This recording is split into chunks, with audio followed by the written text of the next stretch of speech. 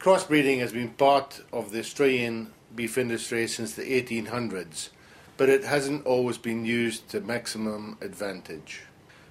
To plan a successful crossbreeding program, we must understand where the advantages in crossbreeding come from.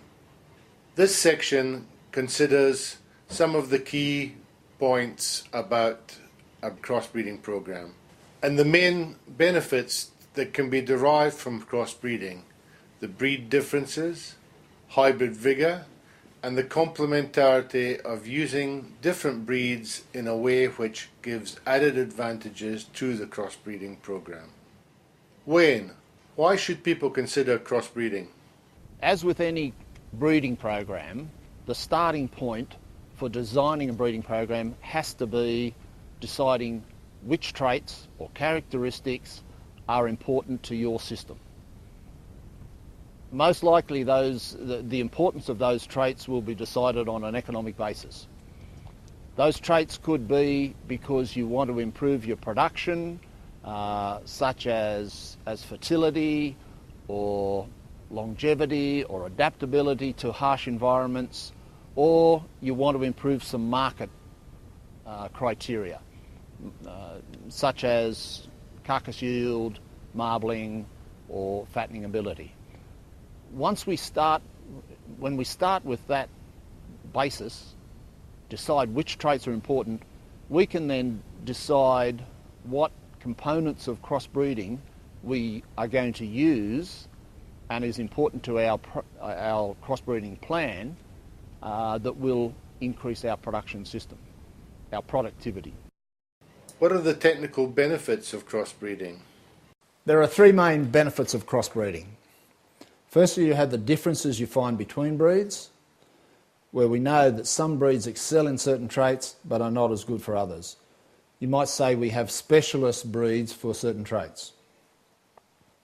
But across the spectrum of all breeds, when we're designing a breeding program, we can make use of these differences between breeds as a real benefit to crossbreeding. Secondly, there is hybrid vigour. Hybrid vigour is the extra performance that occurs when you combine genes from different breeds. It is over and above the average of the two breeds that we would expect if genetic merit was purely additive. And the third effect is called complementarity. Complementarity may be defined as a benefit to the production system where we have specialist sire and dam breeds. If you have a small, highly fertile dam breed mated to a high growth, high yield sire breed, there are major efficiencies to the program, the overall breeding program. Benefits from complementarity are realised at the enterprise level, where the breed differences and hybrid vigour can be seen at the individual trait level. Kath, can you give us a technical explanation of hybrid vigour, or heterosis as some people call it? Don, heterosis is the scientific or technical term for what beef producers would commonly refer to as hybrid vigour. And hybrid vigour or heterosis is the extra measurable performance we observe in the progeny of two parents above and beyond what we would have expected given the performance of the two parental breeds. If you were asked to measure hybrid vigour, how would you make that calculation? If we were interested in measuring hybrid vigour in a trait like weaning weight, we may observe in parental breed A that the average weaning weight is 220 kilograms, and we may observe in parental breed B the average weaning weight is 180 kilograms. We would then expect, with no heterosis, that the average performance of the progeny of those two breeds would be 200 kilograms. However, we actually observe, due to the effects of heterosis, that the average progeny performance is 210 kilograms. So we have observed an extra measurable increase in performance due to heterosis. We do still observe hybrid vigour when the breeds are of similar genetic merit. In fact, it's the main effect we observe when we have breeds that are of similar performance for our particular trait of interest. In the graphic that you're now seeing on screen, you'll observe that both parental breeds have a weaning weight of 220 kilograms, while the crossbred progeny from those parental breeds have a weaning weight of 230 kilograms. So therefore their crossbred progeny are exhibiting hybrid vigour of 10 kilograms. A cross in the beef industry that would comply to this type of model could be a Hereford Angus cross. Both these breeds have similar growth rates, but the crossbred progeny from this cross would have high performance due to hybrid vigour. When talking about hybrid vigour or heterosis, are there different types of hybrid vigour? We do have different types of heterosis. We can observe heterosis in the individual progeny or offspring of two crosses. That's known as individual heterosis or individual hybrid vigour. We can also observe heterosis in the maternal line. We may have an F1 or any type of cow made up of different breeds, and there we observe maternal heterosis, and this could be seen in traits such as calving rate, milk, and those sort of maternal traits. And we can also observe heterosis in the paternal line or strain, where we have a sire which is composed of several different breeds. Is hybrid vigour the most important component of crossbreeding? Well, I think there's two things we must remember when we're considering hybrid vigour and also designing our crossbreeding program, and that's firstly that hybrid vigour doesn't always mean that the crossbred progeny from two parental breeds will be superior to the best of the parental breeds, and we saw this in fact in our first example, where even the advantage of hybrid vigour in our crossbred progeny, their performance was still inferior to the parental breed A in this particular example. And the other important point that we must remember is that hybrid vigour is not the only benefit that we observe when we're crossing different breeds. Some of the benefits that we do observe are actually from differences in the average performance of breeds and not just hybrid vigour.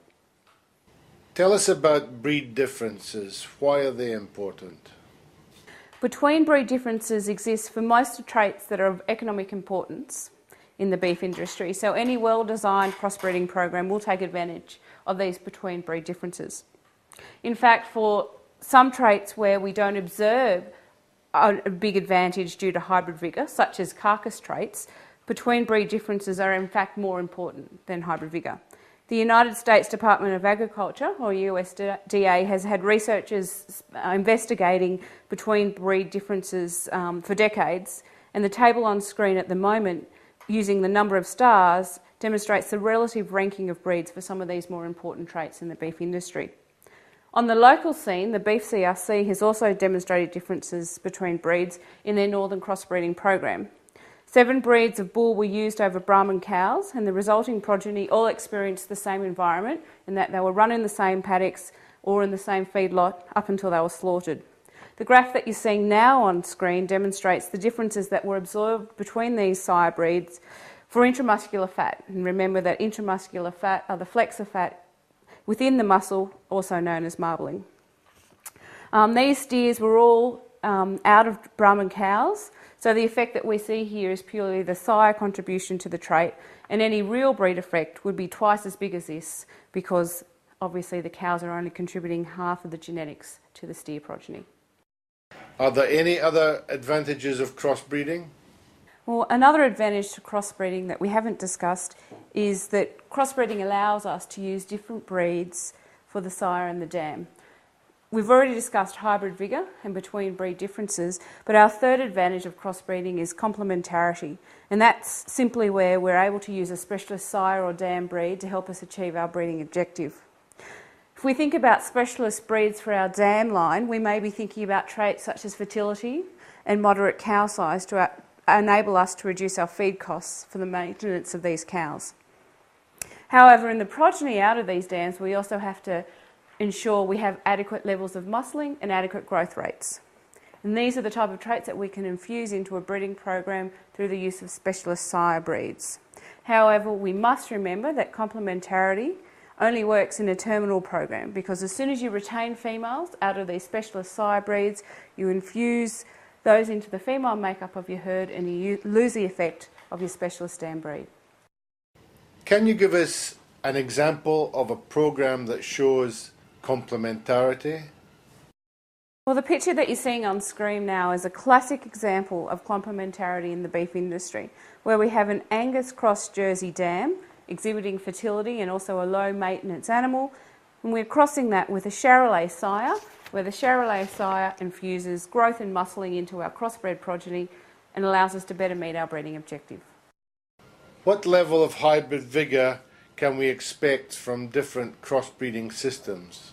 Some of the more common systems of crossbreeding systems that are in place in the Australian beef industry include a two-way cross where we have a sire and a dam of different breed, and there we would expect 100% individual heterosis in the resulting offspring. We also have some systems where we have an F1 cow crossed to a terminal sire. We would expect then, if assuming that the breed in the terminal sire is not represented in the F1 cow, that we would observe 100% individual heterosis in the resulting offspring, and in that cross we also observe maternal heterosis, given that we have an F1 cow with two different breeds represented. What percentage increase in performance can we expect from a two-way or three-way rotational cross? In a two-way cross we can expect somewhere in the ballpark of 5 to 10% increase in growth traits such as weights, those type of production traits. When we move on to the terminal sire over an F1 cow, we can see a greater boost, around 20 to 40% sometimes increase in production traits in the resulting offspring. Would the 40% value be when you're including Brahmins in the cross? Certainly if we're crossing, putting a Bos indicus type animal in there with a Bos taurus, we're going to see an extra boost because of the differences in those two gene pools. Where you referred to 40% hybrid vigour, would it come from Brahmin crossbreds? The higher figure will tend to be when we're infusing a Bos indicus into that cross. Okay. We have heard about rotational systems. Do we retain 100% hybrid vigour in rotational systems?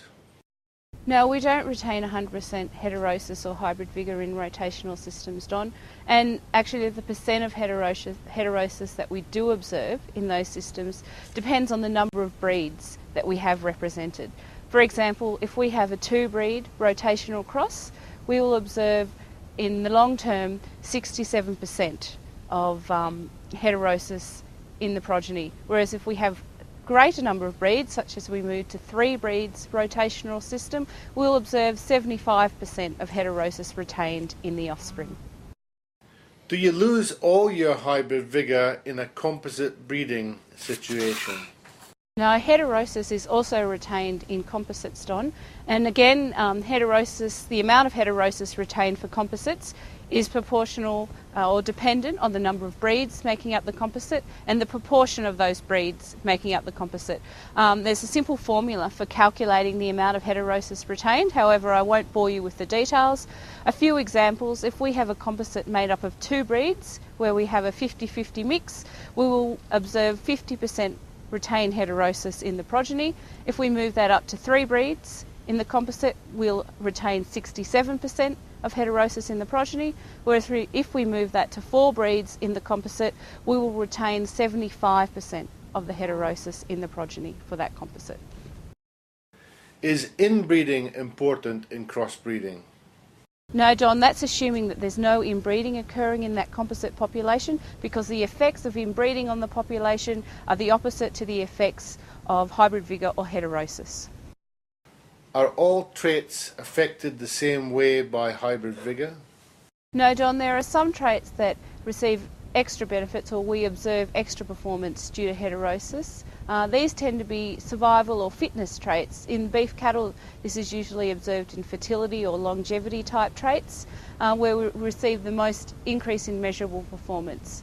Then if we move on to growth traits, we observe a moderate amount of extra performance, and on the lower end of the scale are the carcass type traits where we don't observe as much increased performance in the progeny.